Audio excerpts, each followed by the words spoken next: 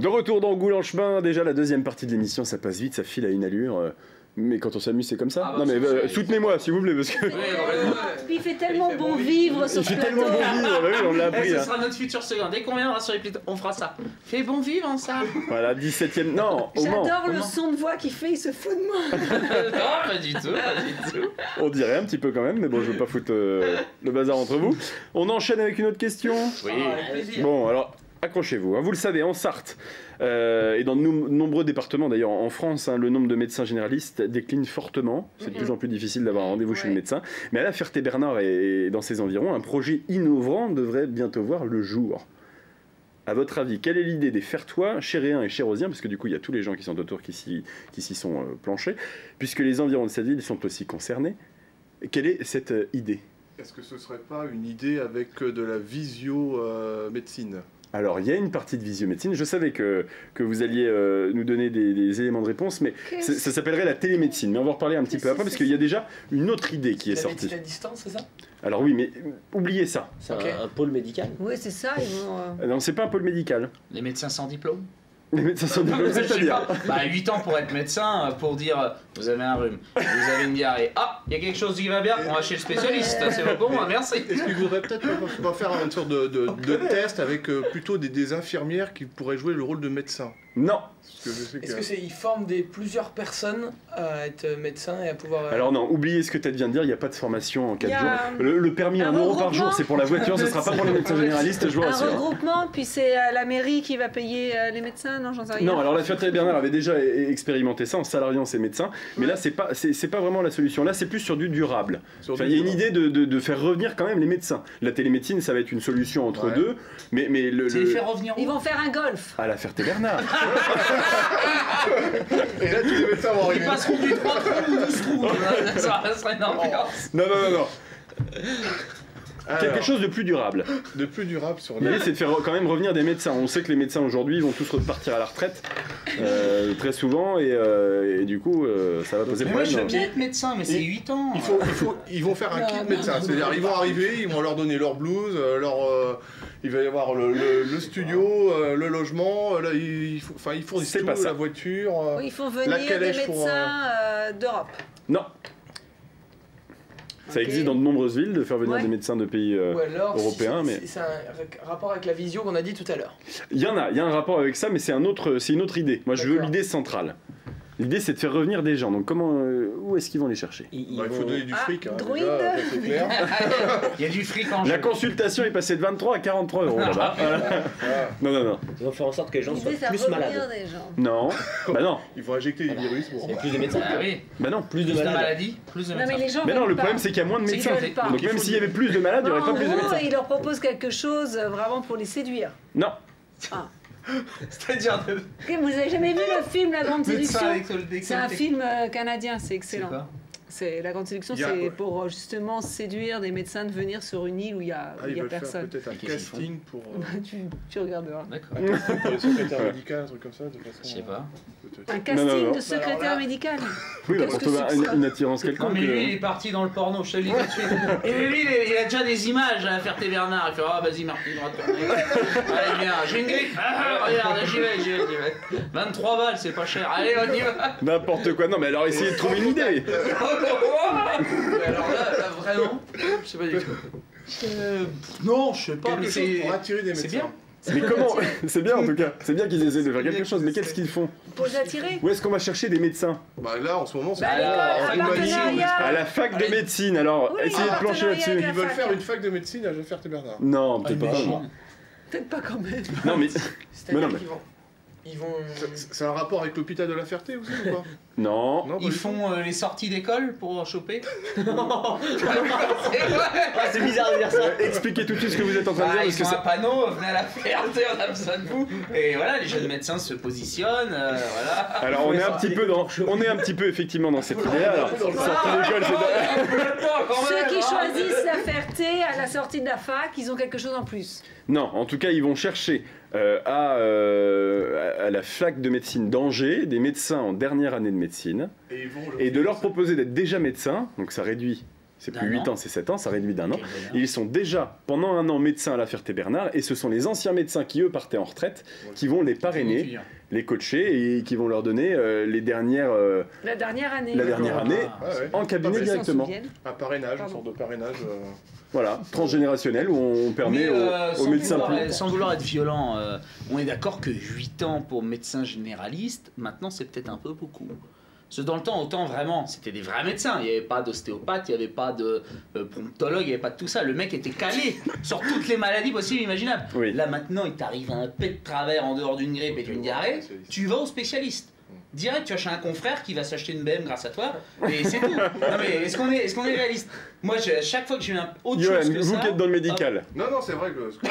c'est totalement vrai. Voilà, c'est vrai que maintenant, aussitôt qu'on va voir son généraliste et qu'on veut faire une petite analyse supplémentaire, tout de suite, on va au spécialiste. C'est vrai que c'est... Et donc le médecin généraliste, le médecin de campagne, il serait quasiment trop diplômé pour ce qu'on lui demande. Alors peut-être pas le médecin de campagne, j'irais plus sur le médecin de ville. Le médecin de campagne, je pense qu'il est plus proche de ses patients et plus proche des dossiers. Mais c'est ceux-là dont on manque le plus en tout cas. Ouais, mais je pense qu'ils sont peut-être... Alors je vais redire ce que j'ai dit pour les médecins de campagne. Médecin de ville par contre, ça je retire rien du tout. Là c'est... Ah non, mais moi je peux te dire, les miens c'est ça tourne à une vitesse folle et c'est que dès que t'as un truc pète de travers, tu vas voir quelqu'un d'autre. Spécialiste. Et tu repayes bien sûr. La consultation. Ah oui, bien sûr. Toujours une question de pognon avec vous, Ted. C'est pas vrai, c'est vraiment été lancé tout à l'heure. Alors, non mais voilà. Alors, en tout cas, il y avait aussi de la télémédecine, du coup, une autre innovation pour que les praticiens puissent utiliser la télémédecine avec des spécialistes pour certaines pathologies qui nécessitent un avis complémentaire. Et donc, du coup, éviter le deuxième rendez-vous. Ah, ben ça, c'est une bonne idée. Ah, voilà, on y ça, vient. c'est bien. Parce que l'autre idée n'était pas bonne. Si, c'est bien aussi. Bah voilà. Non, mais en tout cas, voilà. Il fait bon vivre en Sarthe. Ça sera la réponse à toutes les questions. Allez, en tout cas, bah voilà, ça essaie d'aller dans le bon sens puisque ça devient de plus en plus compliqué, en tout cas pour les médecins de campagne. Ça ne séduit plus les jeunes médecins. Les jeunes médecins préfèrent rester dans les hôpitaux ou dans les villes plutôt que d'aller dans les campagnes. Pour un an de plus, ils peuvent faire des faux nichons à 3000 €. Tu m'étonnes les mecs qui changent de bateau en 2 sessions. Tu m'étonnes qu'ils ont envie de faire un an de plus. Bah non, mais c'est la réalité du terrain. Moi, j'ai des copains qui voulaient être médecins généralistes. On leur promettait 4000 balles par mois et un an plus tard, on leur promet 9000. Bah tu m'étonnes qu'ils font un an de plus. Tu vois, c'est ça le problème aussi, c'est qu'à un moment donné, il faudrait peut-être revaloriser les médecins ou diminuer ceux qui sont en haut et refaire un juste, tu vois. 4000 balles, des horaires à la con. Bah, bien sûr, ah bah ça par contre, après, voilà, t'as aussi l'autre côté de la pièce. Hein. Parce que le médecin de campagne, il n'a pas d'horaire, il finit bien à sûr, 22h s'il y a encore des clients. La nuit, ouais. Et voilà. Chose, Ah ouais, bon, mais en tout cas, on espère que ça ira mieux. Hein. J'ai pas. Mais la télémédecine, c'est quelque chose. Enfin, c'est fabuleux. Enfin, quand on met un petit peu le doigt dedans. Enfin, maintenant, on rentre dans des machines. Voilà, surtout pour les proctologues. Hein, c'est ça. Mais c'est vrai que maintenant, c'est dans les zones un peu désertiques où il manque des médecins. Enfin, moi, j'ai vu le fonctionnement d'une machine justement de télémédecine. Mais on rentre dans un, vous savez, dans un appareil où en fin de compte tu t'assois et tu as tout. Tu as le brassard, il prend ta tension, tu as Moi, tout. ce monsieur m'inquiète. Il me fait très peur. Mais c'est-à-dire qu'on peut se le faire soi-même? Oui, tout à fait. En fin de compte, Ah bah, il n'y a plus besoin de médecin, alors on s'emmerde. tu t'auto-testes. Non mais. Oui, je touche ma prostate. Ah, c'est pas mal. Bon, allez, on change de question parce que ça devient n'importe quoi. Allez, quelle révolution devrait avoir lieu sur le circuit des 24 heures cette année? Changement de ligne de départ. Il fait bon vivre en Sarthe. Les 24 heures, pardon? Oui, c'est ça, c'est la bonne réponse. Changement de ligne de départ. Oui, c'est plus... Excellente réponse, alors dites-nous un peu plus. Et ben donc apparemment, d'après ce que j'ai lu dans les journaux, c'est que Ouais. ils voudraient C'est celle qui lit le journal autour de cette table et ils veulent faire savoir. ils voudraient décaler donc la ligne de départ de façon à ce que ce soit plus à l'entrée de la ligne droite du départ. Non, c'est pas une ligne de départ. Mais plus en fin de compte là où je sais pas. Enfin, ils veulent la décaler de 250 ou 200 mètres. De 130 mètres exactement. Un endroit où t'as failli vomir. Ah oui, c'est vrai que vous avez été sur le circuit pour faire des tours de voiture. Mais on n'a jamais eu votre retour en fait de ça. Bah, j'ai une vidéo dans mon portable. Non mais je suis pas sûr qu'on va y la voir, mais non. Non, tu sors. Parce que comment ça s'est passé? Séverine m'a dit il faisait le cake avant de monter dans la voiture, puis une fois qu'il a fait un premier tour. Mais non, mais l'erreur c'est que avec Séverine, on y allait en bon journaliste, tu vois. On s'est dit on va faire des vidéos, etc. Qui c'est qui monte en premier dans la caisse? C'est moi. Je m'installe, je mets mon téléphone et bah, mon tour fait 6 fois, il dure 6 minutes. En pendant 6 minutes, je suis là, ouais ça va, là, je fais des blagues, tu vois, j'en chaille l'autre, tu vois, le mec il est chaud aussi. Et donc il fait des virages de plus en plus serrés. Et au bout du 3e tour, je fais moins de blagues, tu vois, Je suis à deux doigts de vomir. Et le mec il me fait encore un tour, je fais non on va arrêter. Et Séverine je l'ai prévenu avant de monter. Je fais pas de vidéo parce que ça va être la gerbe. Elle me fait ok pas de problème. Bon elle a quand même eu à moitié hein, j'ai des photos. Elle était pas bien quand même. Mais Et le gars, je lui dis c'est combien de tours? Il me dit oh c'est 3 mais allez Séverine pour toi, j'en fais un 4e. Mais par contre c'était exceptionnel. C'est une très bonne chose qui est fait là-bas par le biais de l'association qu'on a été voir. Voilà. Voilà, tous les ans, ils permettent à tout le monde de... Pour une association, en tout cas, c'est reversé à une association. C'est un cadeau des deux côtés, puisque pour vous, c'est pas très cher pour pouvoir faire un tour dans de très belles voitures aussi sur le circuit. Des voitures de sport. Avec des gens super sympas. Des voitures... Mais par contre, il faut pas salir les voitures. Il faut pas vomir dans les voitures. Et t'y penses. Et oui, t'y penses, bah, c'est gentil. Une Porsche, une super Porsche, et je regardais, elle était toute orange, toute belle, je me suis dit, si je vomis, ça fait des heures. 4e tour, je me suis retenue. Ah ouais, non, c'est chaud. C'est même tête qui m'a débarrassée, j'étais plus du tout cohérente dans mes gestes. Ah, c'était pas mal. En tous les cas, effectivement, il y a quelques petites modifications. À chaque fois, tous les ans, on fait en sorte que le circuit soit un peu mieux pour l'année suivante. Et là, cette fois-ci, sur cette ligne droite des stands, du coup, la ligne de départ devrait être décalée de 130 mètres à peu près. Hein, ça peut encore changer d'ici là. Mais pour être plus en face des spectateurs qui sont là dans les tribunes au-dessus des stands. Et a priori, on pourrait accueillir plus de voitures, même, d'après ce que j'ai compris. On pourrait accueillir plus de voitures GT à l'avenir, peut-être, parce que là, de toute façon, c'est déjà clôturé, je crois. Là. Et le circuit devrait réduire un petit peu, le circuit Bugatti. D'accord. Il devrait passer de 13 626 km à 13 629. Non, c'est l'inverse. De 13 629 à 13 626. Donc, il va être raboté un petit peu de quelques mètres. Donc il perd 30 cm. Hein Quoi? Mais pourquoi tu dis kilomètres? Non, Bon, pour certains, c'était énorme. 3 mètres. 13 km. Non, j'ai dit combien? 13 000. Non, 13 000. Fois, ça se joue un peu. 13 km 628, le circuit des 24 heures. 3 cm, ça peut chatouiller. Mais faites-le sortir. Bah oui, mais parce que c'est compliqué. Ils sont très portés ce soir, ils sont très chauds. Hein. Moi, je fais rien. Il fait bon vivre. Il fait bon vivre. Allez, question suivante, j'ai compris. Une question de justice. Alors attention, c'est pas très drôle en fait. Il y a Sophie. Mais c'est pas. Allez, une jeune mère de famille a été condamnée hier à 9 mois de prison ferme.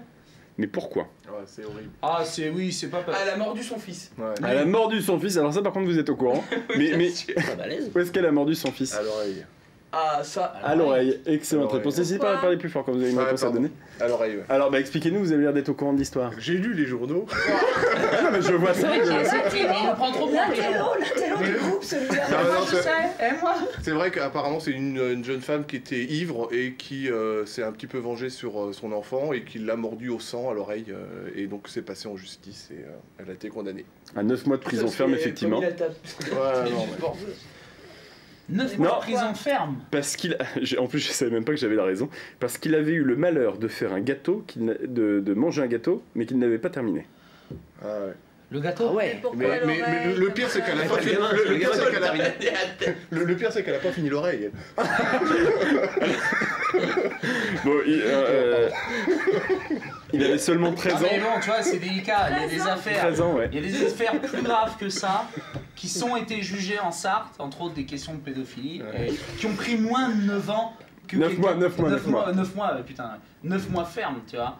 Et c'est là où que tu te dis, bah, la justice a des fois 2 poids 2 mesures, donc voilà. Bon, c'est vrai que c'est pas bien, il faut pas le faire. Attention, la prochaine fois, essayez le verbe avoir avec le verbe juger. Avoir jugé plus que être jugé, mais voilà, à un moment donné, il y a. Voilà. Ce sera coupé au montage. C'est Jean-Michel Desgragues. J'avais un bon argument et le mec me regarde comme si j'en attendais d'autres. Il y en a plus. Il finit par le fameux. On se sait. Allez, bisous. Non mais c'est vrai que c'est atroce comme histoire. Je voulais la mettre parce que c'est vrai que je fais rarement les questions de justice parce que c'est rarement drôle. Ça ne l'est pas non plus, mais c'est quand même assez stupéfiant. Enfin, je sais pas. Vous qui avez des enfants, Séverine, ça vous arrive de les mordre non, mais ça va. à l'oreille? Mais non, mais moi ils sont. Je fais que des bisous. Ah, et ça marche? Tu sais que tu peux être condamné pour ça aussi. Ça peut être compliqué, je fais gaffe. Explique-toi, vite, donne un argument. Non mais Johan, vous avez des enfants aussi? Oui, non, bah après il y a du jeu aussi, voilà, il y a des petites chamailleries, Je m'en dis. Non mais parce que c'est une question, tu vois le mal-être là. Ted, Pierre et Martin, ne parlez plus, ça ne vous concerne pas. Vous n'avez pas d'enfants, vous ne savez pas ce que c'est. J'en garde toute la journée, attends. Et ça vous arrive de mordre des enfants qui sont Jamais. Il les mange. Manifestement, elle était sous la prise de l'alcool et tout, donc que j'ai du mal à croire qu'à la base, on ait envie de faire du mal à ses enfants. Ouais, non, voilà. C'est jusque-là, elle n'était pas dans son état. Non mais justement, parce qu'on entend souvent parler maintenant de la maltraitance des enfants aussi, du fait de ne pas mettre de fessées à ses enfants, etc. Est-ce qu'il n'y a pas un juste milieu aussi? Il y a pas... Il faut même... Le dialogue est tellement plus important, je sais pas toi, mais... Oui, non, mais c'est un dialogue constant avec ses enfants, quoi, donc... Après, oui, dans un moment de jeu, on peut se chamailler, on peut... on se plaque, on se cogne, on se mordit, mais voilà. Allez, c'est parti, allez. Il y a le bon vivre ensemble, voilà, parfait. Non, c'est pas ça. Non, bon, on mord pas ses enfants, en tout cas, ça ne se fait pas. C'est à noter. Je pense qu'il faut la mettre celle-là quand non, même. Je me dis, peut-être pas la mettre, faut pas la mettre. C'est un truc qui peut tirer. Je ferai plus de questions justice. Ah, voilà, je comme crois, ça, dès que ça clair. touche les gamins, c'est compliqué. Ouais, quand même. ouais. Non, mais bah, du coup, on parlait de sang, on va enchaîner avec vous sur le sang. J'essaie de m'en sortir comme je peux. Michel, transition. Oh là là, arrêtez. Une fois que la plaie est ouverte, autant récupérer le sang qui coule. Non mais le dent du son, on peut en parler une fois de plus. Le dent du son. Oui, bah il y a membre dedans, enfin je sais pas. Oui, bah toujours en tournée tous les jours, on est dans une salle différente. Donc les besoins sont toujours relativement importants. On est en train de préparer pour le 14 mars prochain un gros événement sur la place de la République du Mans, puisque ce sera dans le cadre de la 13e semaine de la mobilisation pour le don de moelle osseuse. Donc le don de moelle osseuse, c'est un peu un type de don de sang, mais qu'on entend vraiment pas parler. Et qui est beaucoup moins aujourd'hui important comme geste médical que ça ne l'était avant. Ouais, non, le don de moelle osseuse, en fin de compte, je pense que vous avez tous entendu parler d'une maladie qui s'appelle la leucémie. Bien sûr. Et en fin de compte, la leucémie, c'est une maladie qui touche la moelle osseuse, puisque dans la moelle osseuse sont fabriqués les éléments constitutifs du sang, c'est-à-dire les globules rouges, les plaquettes et les globules blancs. Et lorsque la moelle osseuse est malade ou elle fonctionne mal, donc du coup, les éléments sanguins ne peuvent pas être constitués. Et bon, bah, les patients qui sont atteints de leucémie sont souvent, vu qu'ils ont un manque de globules blancs, donc ils chopent toutes les infections possibles. Donc la solution, c'est de trouver une personne compatible avec cette personne, de façon à pouvoir faire une greffe de moelle osseuse.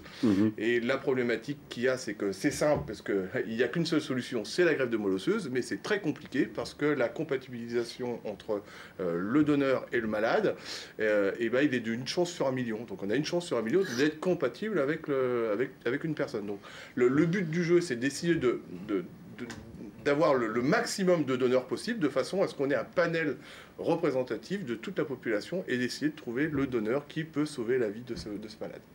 Très bien, et du coup une opération qui est beaucoup moins importante qu'avant, aujourd'hui il suffit d'ingérer des... Alors en fin de compte, il y a différentes solutions, donc quand on est compatible avec le malade, il y aura la solution la plus rapide, tout dépend en fin de compte de la maladie du malade et du médecin qui va le suivre. Soit on va au plus vite, c'est-à-dire que on va aller là où il y a de la moelle osseuse, c'est-à-dire qu'on va aller dans les os du bassin, alors ça n'a rien à voir avec la colonne vertébrale, hein, rien à voir.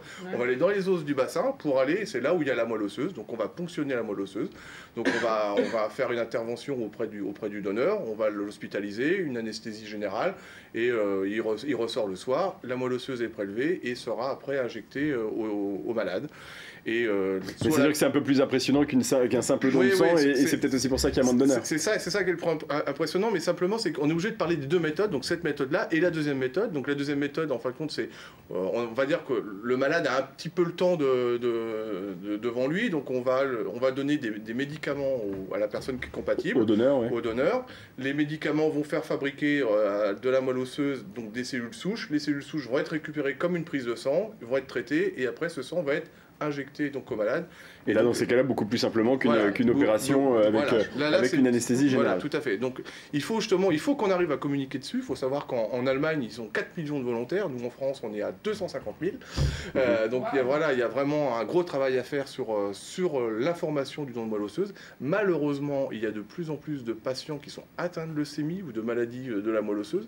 Donc il faut qu'il y ait un grand engouement, justement. Alors, peut-être, c'est pas tout à fait de la politique, mais là, il y a un pourparler de faire un service national, et il parle dans ce service national de faire apprendre aux personnes donc les gestes qui sauvent, et il y aurait également un grand plan de communication sur les gestes, justement, le don de sang, le don de moelle osseuse. Donc peut-être que ça pourra faire augmenter le fichier des donneurs, donc, et ce qu'on espère, parce qu'il y a quand même des milliers de malades qui ont besoin de greffe de moelle osseuse et qui sont en attente. Et il faut continuer d'en parler, en tout cas c'est ce qu'on essaie de faire au maximum dans cette émission. Et il faut en parler autour des gens et du maximum de personnes, puisqu'effectivement c'est une chance sur 1 million, donc plus il y a de donneurs possibles, plus on aura de chances de trouver la moelle osseuse qui pourra convenir C'est un aux peu malades. comme les jeux à gratter, hein. Plus tu vas en acheter, plus tu auras de la chance d'en gagner. Donc voilà, c'est... Et puis j'ai envie de dire, c'est pareil, un peu comme les jeux à gratter, on a plus de chances de trouver un gros lot que de trouver pour le don de moelle osseuse un donneur compatible. Donc, Et sauver une vie, c'est un lot inestimable aussi. Et merci en tout cas, on continue d'en parler bien sûr dans cette émission, et à chaque fois que vous venez, c'est toujours un plaisir. Nous on se retrouve dans la 3e partie de l'émission, ça a permis de calmer tout le monde, en tout cas j'en suis ravi. À tout de suite.